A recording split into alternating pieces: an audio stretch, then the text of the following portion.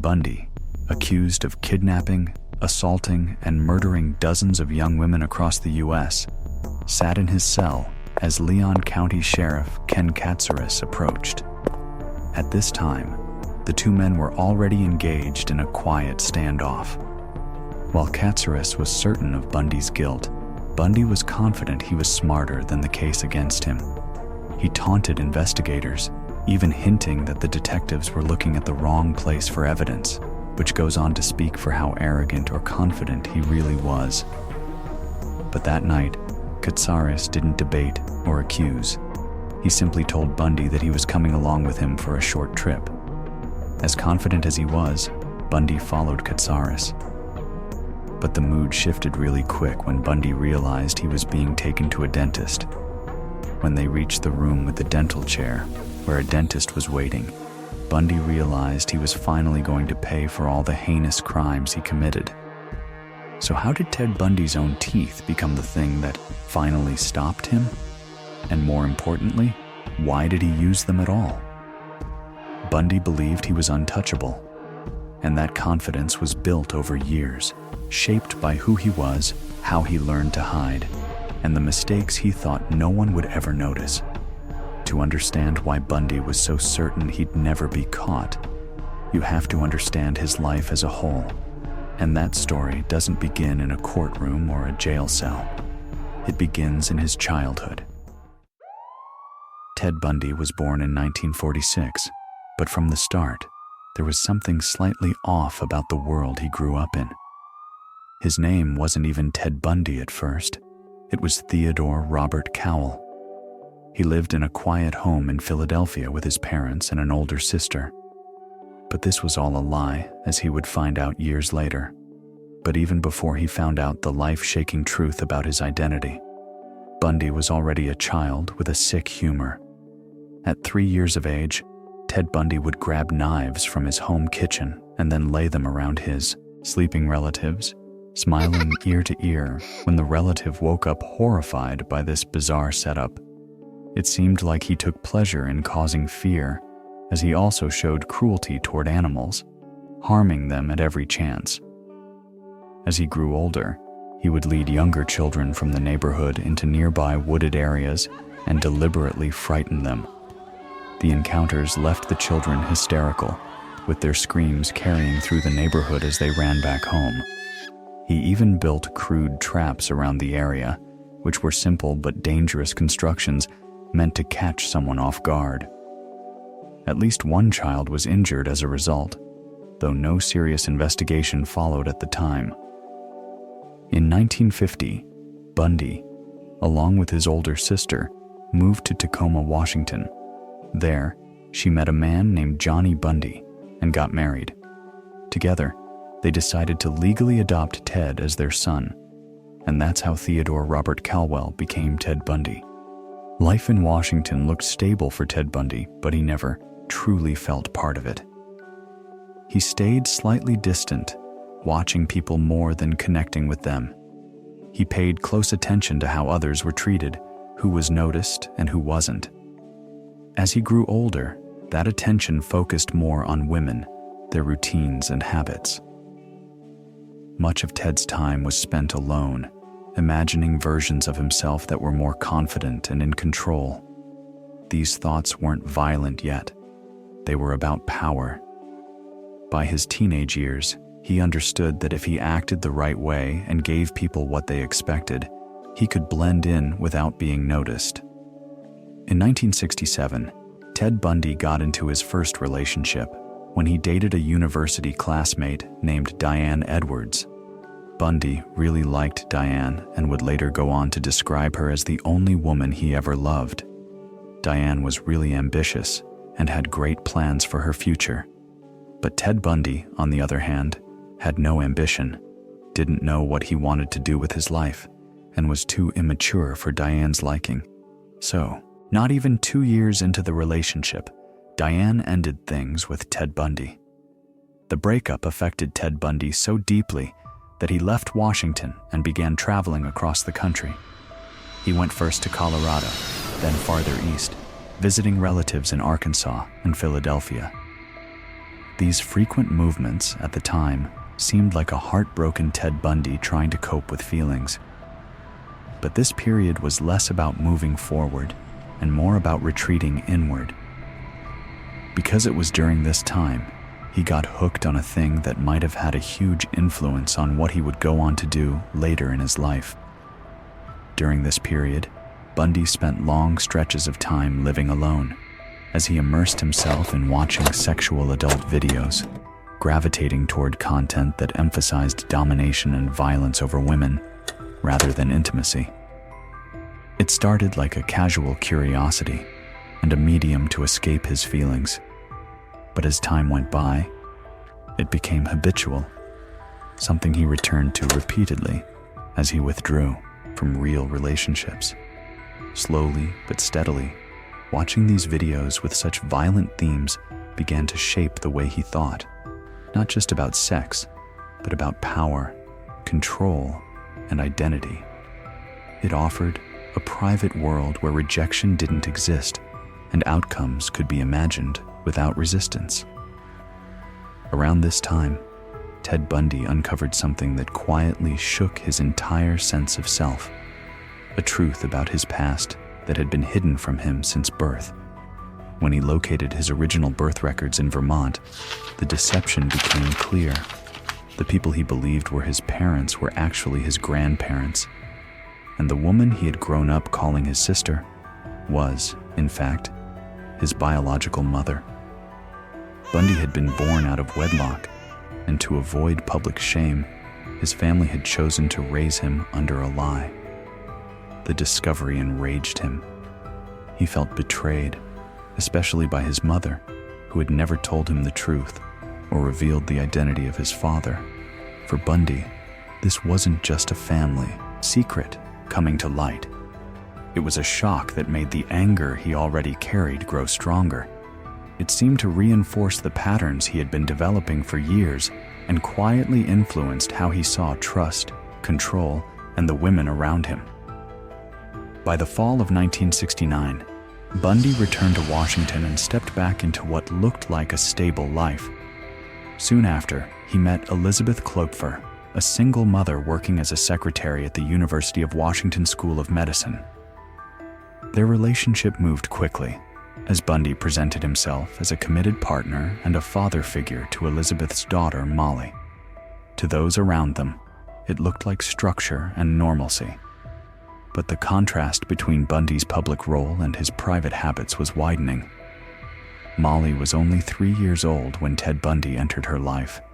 He remained a constant presence as she grew up, living in the same household for years, right up until his arrest, when she was around 10.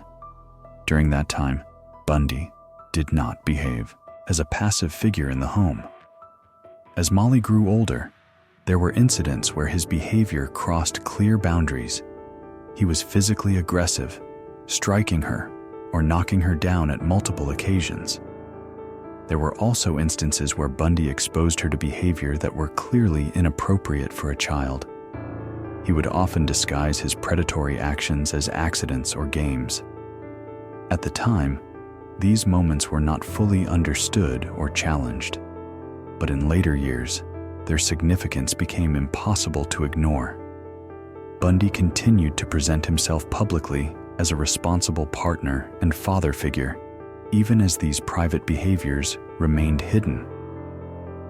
It was another example of how easily he was able to maintain a normal appearance while troubling actions went unnoticed inside the home. By 1970, Ted Bundy re-enrolled at the University of Washington as a psychology major, earned strong grades, and impressed his professors. Around the same time, he began working at Seattle's Suicide Hotline Crisis Center, handling calls from people in distress. The job required calm and empathy, and Bundy somehow presented himself to possess both. After graduating in 1972, Bundy's public image continued to rise. He became involved in Washington state politics, where his confidence and professionalism quickly earned him trust and access to influential circles. During this period, while traveling on party business in California, Bundy crossed paths again with his first love, Diane Edwards.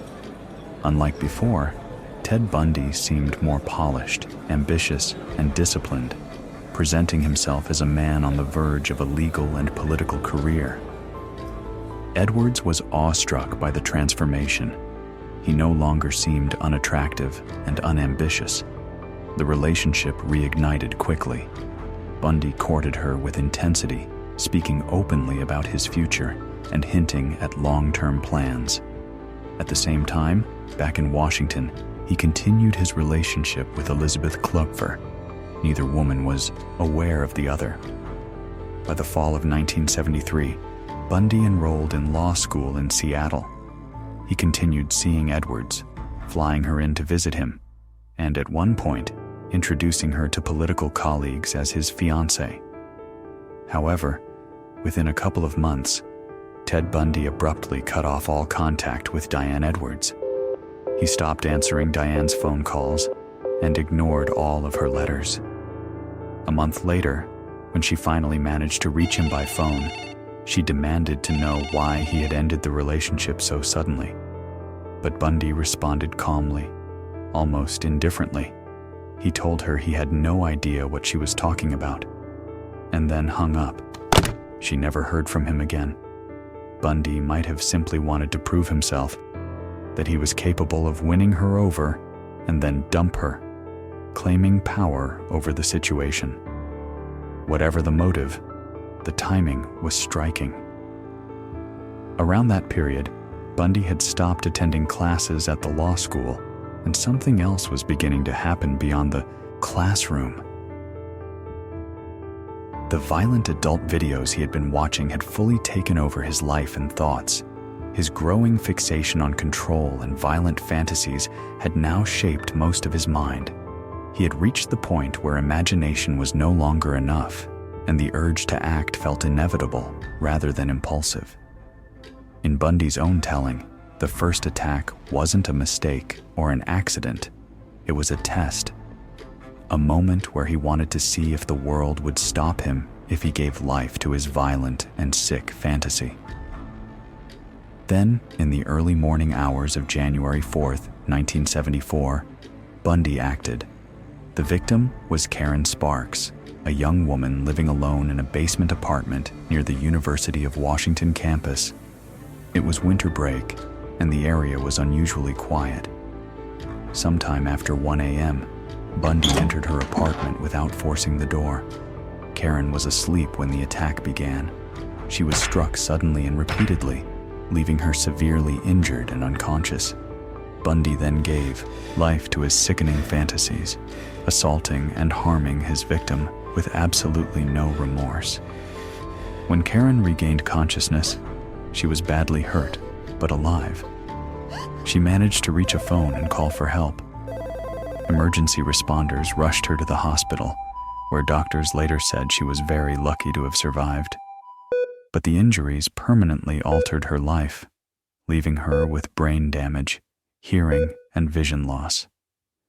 Police were left with very little to work with. Nothing had been stolen. There were no witnesses. There was no sign of forced entry. At the time, the assault was treated as an isolated incident. Bundy returned to his normal routine without interruption. He wasn't questioned. He wasn't identified. He continued moving through public spaces unnoticed.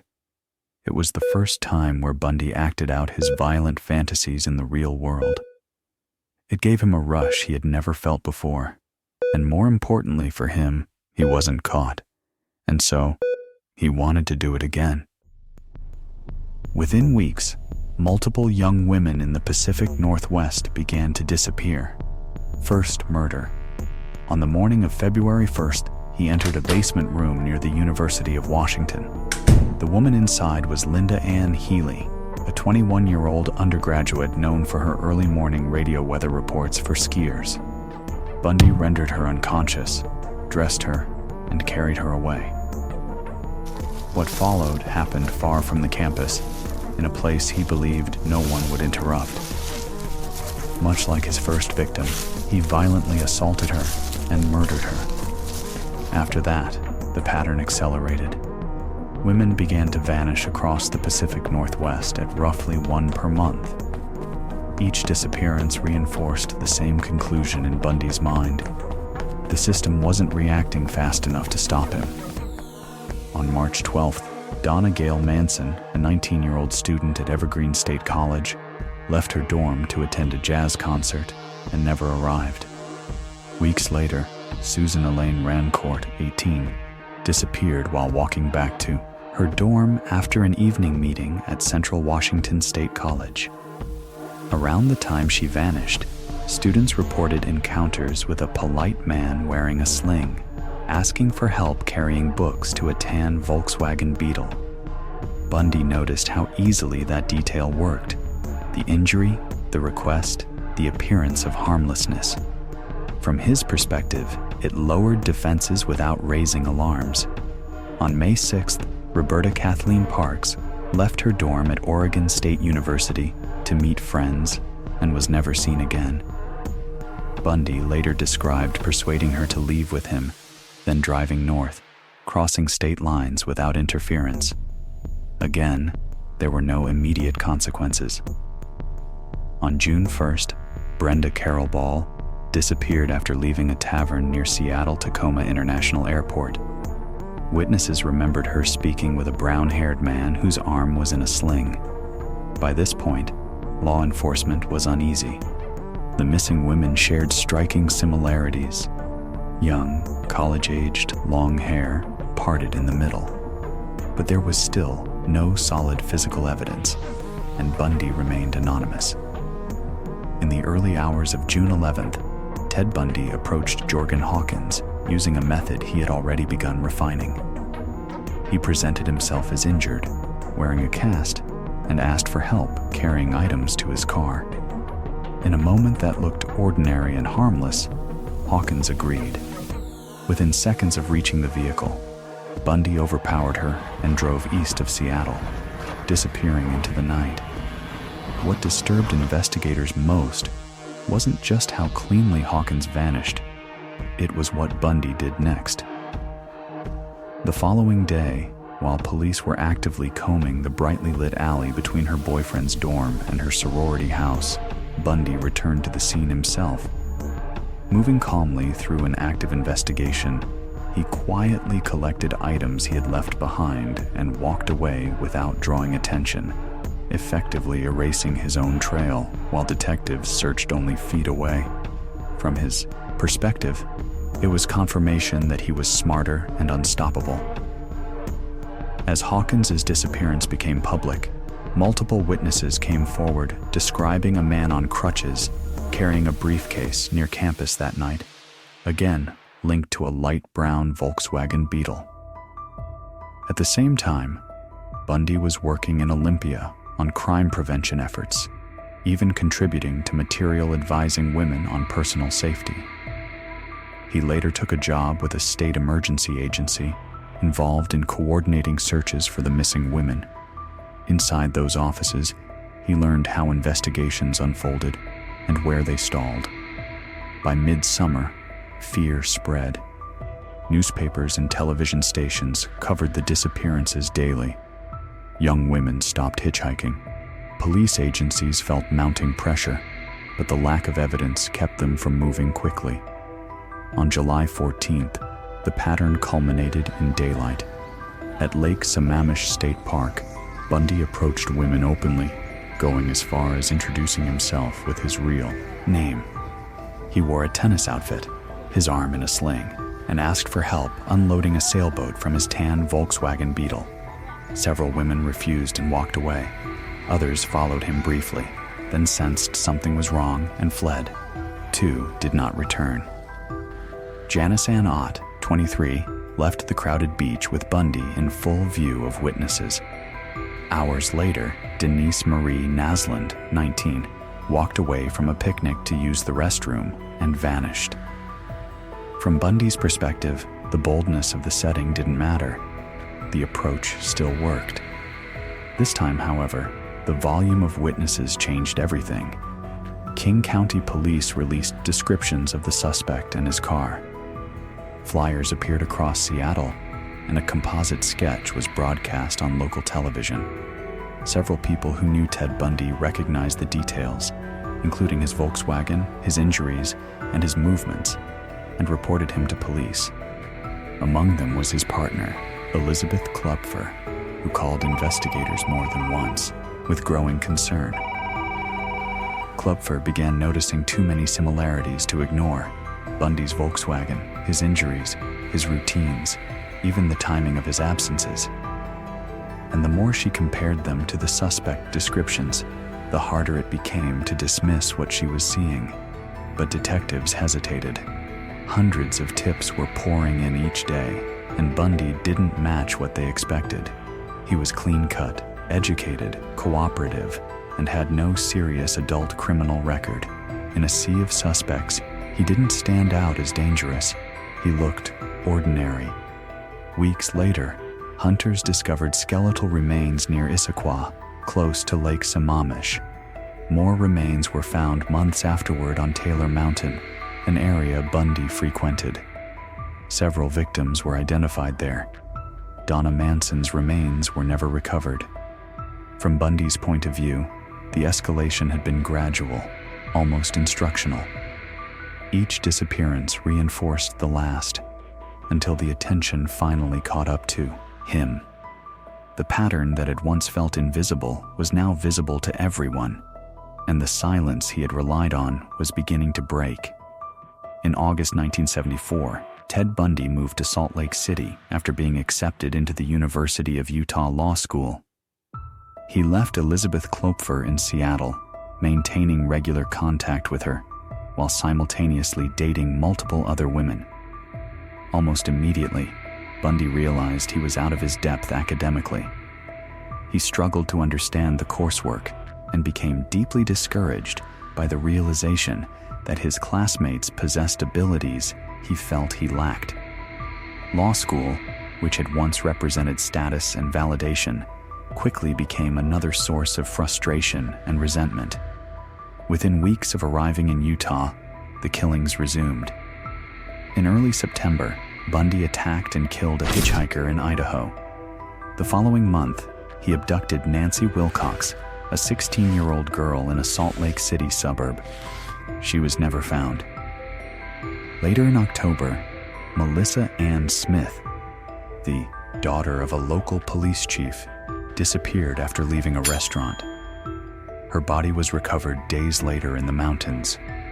On Halloween night, Laura Ann Amy, also 17, vanished while trying to hitchhike after a party. Her body was discovered weeks later. By this point, Bundy was growing bolder and more reckless. On November 8th, he attempted to abduct Carol DeRanche at a shopping mall by posing as a police officer. The attempt failed when DeRanche fought back and escaped. That same evening, Deborah Jean Kent, a 17-year-old student, disappeared after a school theater production. Despite increasing public fear, Bundy continued to move freely. He worked in roles connected to public safety and emergency services, learning how investigations were conducted and where they stalled. Meanwhile, Klopfer contacted police again, reporting her suspicions, but investigators still lacked evidence strong enough to act. In early 1975, Bundy expanded his activities eastward into Colorado. In January, Corinne Campbell, a 23-year-old nurse, vanished from a hotel hallway in Snowmass Village. Her body was later found nearby. In March, Julie Cunningham, a ski instructor, disappeared in Vail. In April, Denise Oliverson went missing near the Utah-Colorado border. In May, Bundy abducted and killed Lynette Culver, a 12-year-old girl in Idaho. None of their remains were recovered. Despite these crimes, Bundy maintained a double life. He reassured Klopfer, discussed marriage, hosted friends, and carried on additional relationships. To those around him, he appeared strained but functional. By this point, Bundy had grown openly confident in his own invincibility. Each escape reinforced the belief that he was untouchable, smarter than the system hunting him. What Bundy didn't realize was that this confidence was also making him careless. In the early hours of August 16, 1975, Ted Bundy was driving slowly through the neighborhood before accelerating away when he noticed a patrol car. The suspicious patrol officer then stopped Bundy and searched his Volkswagen Beetle. He noticed that the front passenger seat had been removed. Inside the vehicle were items that immediately raised concern, including masks, handcuffs, rope, and tools that Bundy casually explained away as household items or things he had found. At the time, police still didn't have enough evidence to hold him, but the stop mattered. One detective remembered a similar suspect description from a failed abduction the year before, and Bundy's name resurfaced again, this time with more urgency. A search of Bundy's apartment uncovered additional items that linked him indirectly to several disappearances, including materials tied to locations where victims had vanished. Still, the evidence fell just short of what was needed to keep him in custody, and Bundy was released. Later, he would claim that investigators missed incriminating material he destroyed once he was free. Police placed Bundy under constant surveillance and began re-interviewing people close to him. Elizabeth Klopfer shared troubling details about objects she had found in his possession over the years and about his increasingly controlling behavior.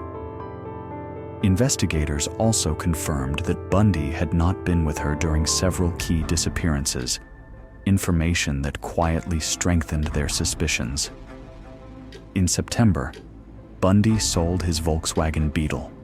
Police immediately seized the car and sent it for forensic testing.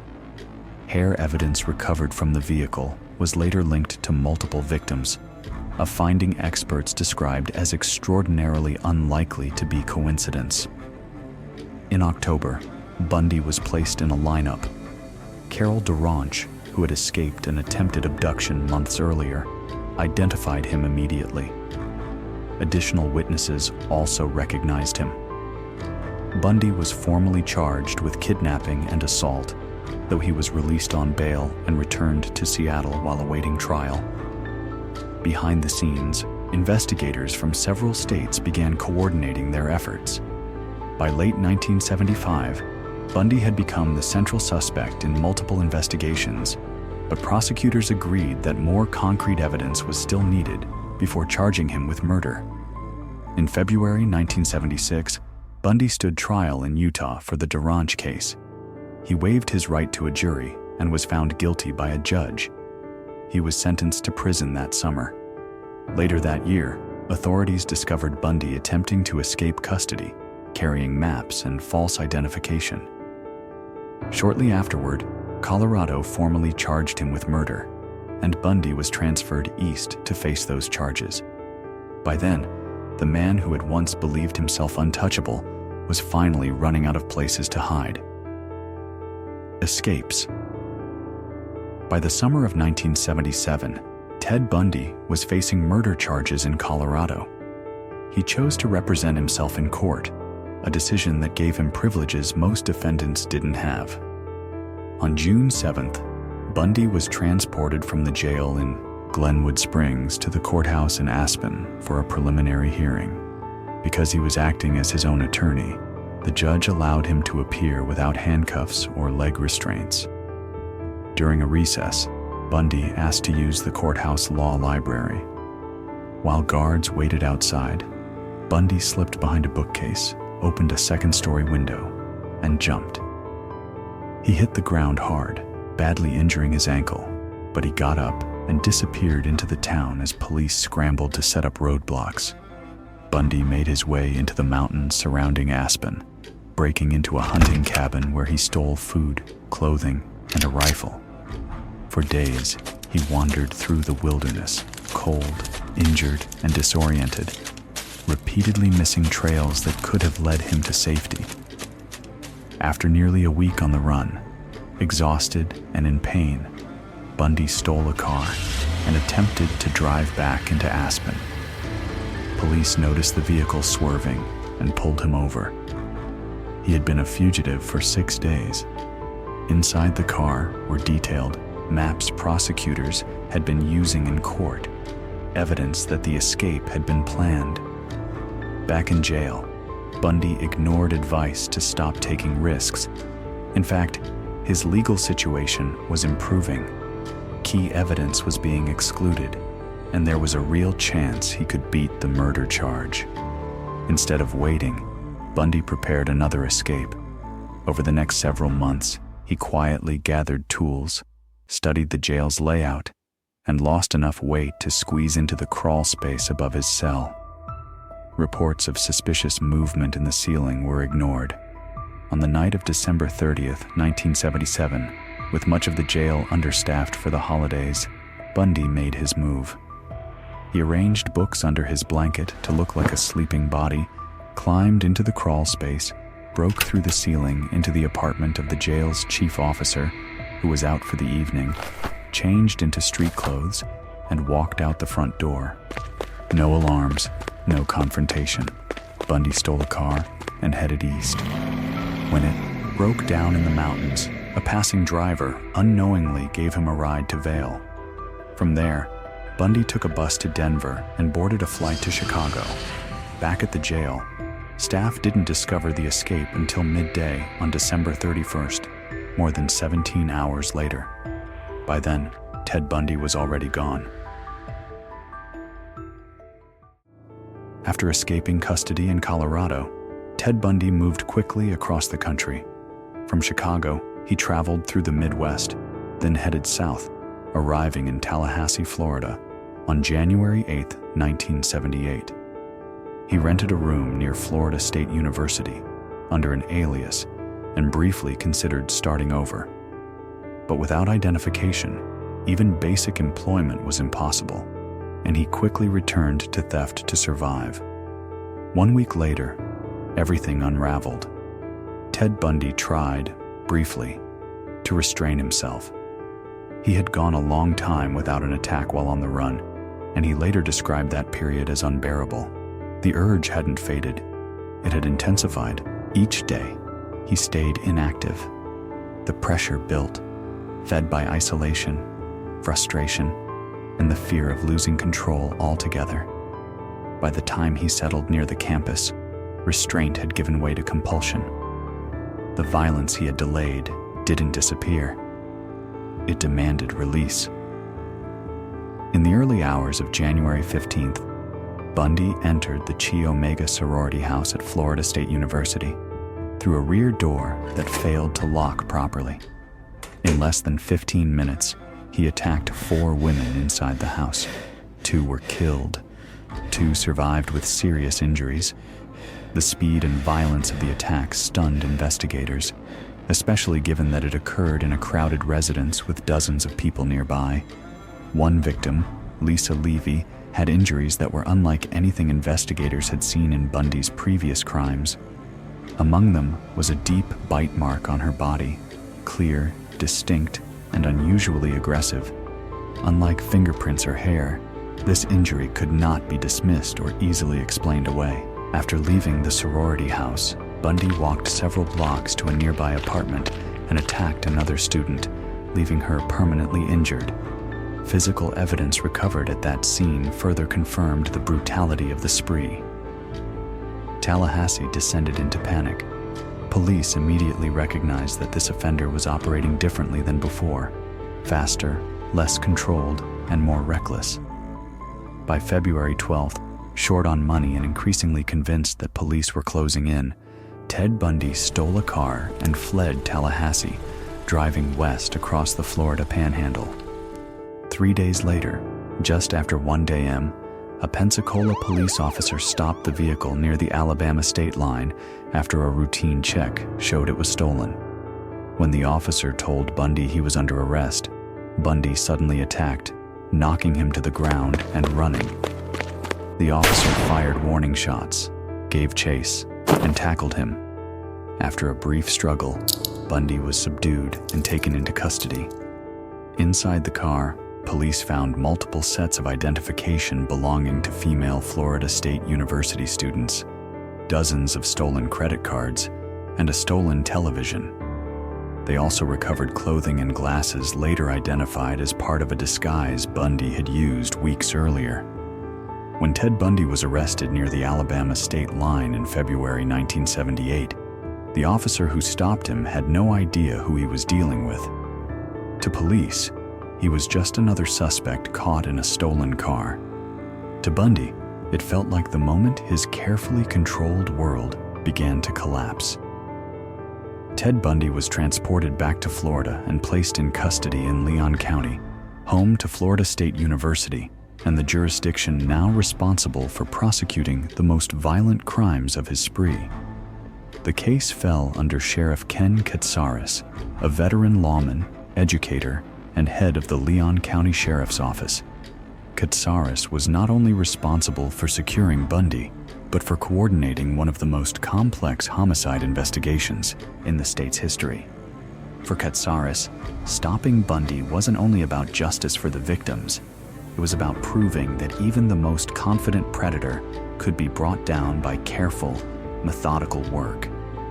He wanted the world to be a safer place with Ted Bundy out of it.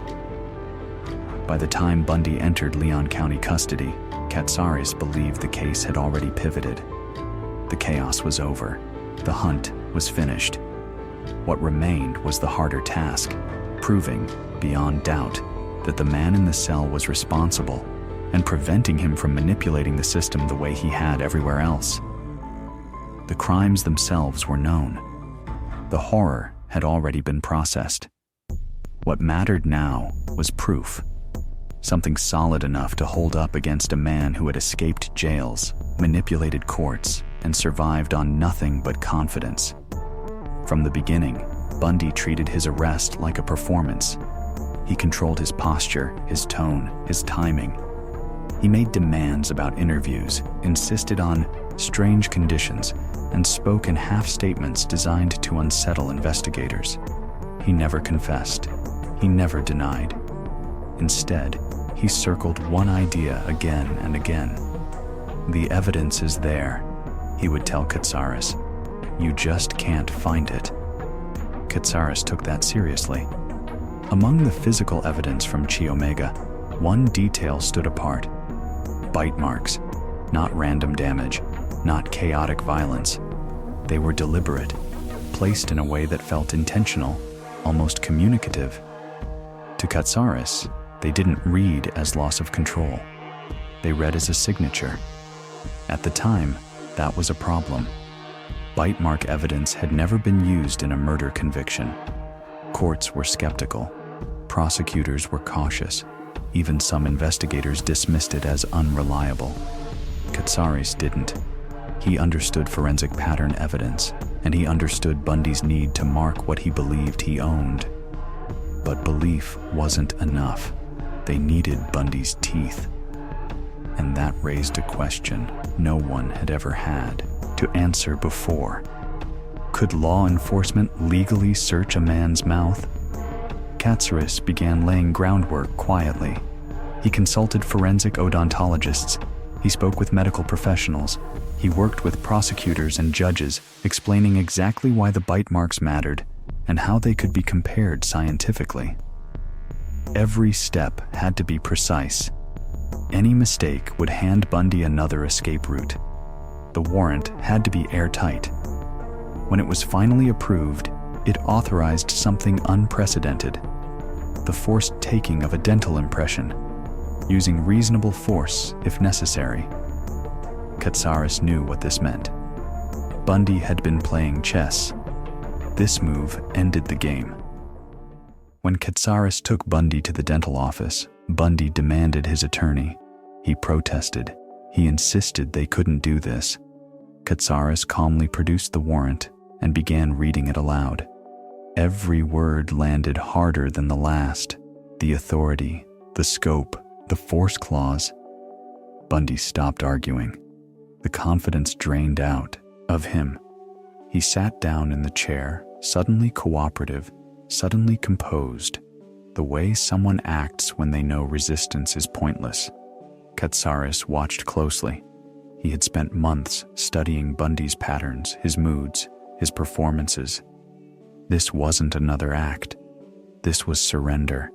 The dental impressions were taken, quietly, clinically, no drama. When the results came back, they did exactly what Katsaris believed they would do. The bite marks matched Bundy's teeth. Not vaguely, not statistically, uniquely. For the first time, Bundy had left something behind that couldn't be talked away. In court, the evidence was held. The jury saw what Katsaris had seen from the beginning, not speculation, not coincidence, but physical proof that tied Bundy directly to the crime scene. Years later, Katsaris would say Bundy wasn't defeated by luck or technology. He was defeated by ego. The one time he needed to leave his mark was the one time he proved who he was. And once that mark was understood, Ted Bundy had nowhere left to run. In the early morning hours of January 24, 1989, Ted Bundy was executed by electric chair at Florida State Prison. He offered no final revelation, no moment of clarity that matched the scale of what he had done. Outside the prison, crowds gathered, some in silence, others in celebration, while the families of victims were left with something far quieter, an ending that did not feel like closure, only finality. Bundy's death did not explain him, redeem him, or undo anything. It simply stopped him. And in that stillness, the story ended where it always had to, not with understanding, but with accountability.